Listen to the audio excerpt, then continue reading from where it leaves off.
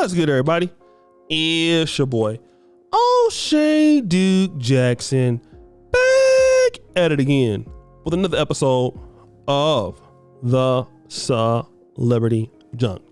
Many people didn't hear this particular saying that I'm going to say today. People die, but their ideas don't. And I believe that many folks, when Kevin Samuels passed away, I mean, you had this abundance of applause and sisters, yes, Jesus, I'm glad he's gone. You had all of that kind of crap going on amongst the inferior-minded Negroes on Black Twitter. And so they thought that this would parlay into something great for them. But what they have found out is that guys have really come to the defense of Kevin Samuels even in his death. He has been honored in his death, almost christened, if you will, or he's been canonized, if you will, as a saint amongst black men. And so much so that black men are showing their gratitudes. People are getting t-shirts made with Kevin Samuels' image on it. And then you have guys getting tattoos. Now, one brother I'm supposed to interview on Instagram, he got a tattoo on his leg. But the popular rapper Bandman Kevo got Kevin Samuels tattooed on his arm. And the person who did this was Forever Inc. Shout out to them. Now, this is interesting because Bandman Kevo frequently is on Fresh and Fit. And Fresh and Fit, again, they had a bullshit, rest in peace service for Kevin Samuels on their stream. From what I understand, they have not contributed any, condolences to his family or given any money to his family. Nothing, just typical fraud type of stuff. So we get that from them.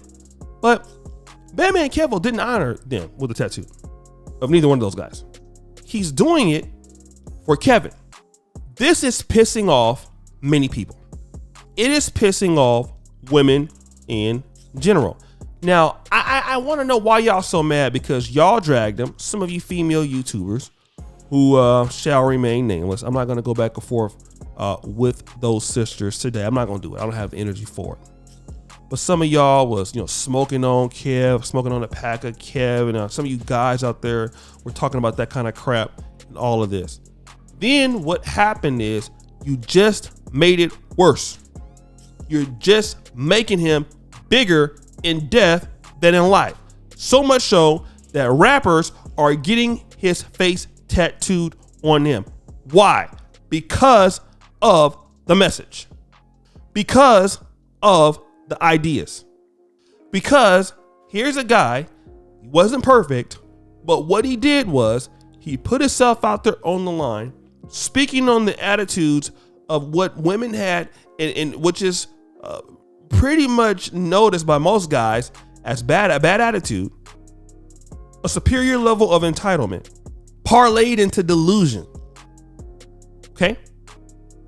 So what this guy did, Kevin Samuels, was to educate people and educate men on how to better deal with this. And he struck a chord that was more powerful than money. It was more powerful than fame. He became a utility of value. And so much so, even the rappers took notice. Marlon Wayans took notice.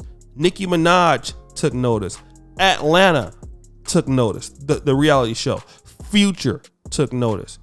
And see, some of y'all want to try to kill that with him. But his work still lives. And so that he don't die, the living have tattooed his face onto them.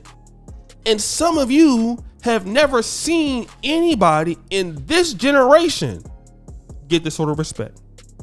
Not even, and no disrespect, did I see people doing this with the great Kobe Bryant. Kobe Bryant was the face of tenacity, of overcoming obstacles, hard work. But when it came to black men, what we looked at him as was just a superior athlete. Outside of that, there was really no relatability to Kobe Bryant. So you didn't see guys going around getting Kobe tattoos, although they were very, very sad that he passed. But when you look at Kevin Samuels, he is relatable to our experience. And some of you are saying, you black men need to get help. You black men need to get dads. And I understand all that. I can see how you see it's creepy. But do you know what? A lot of black men didn't have fathers. That's not their fault.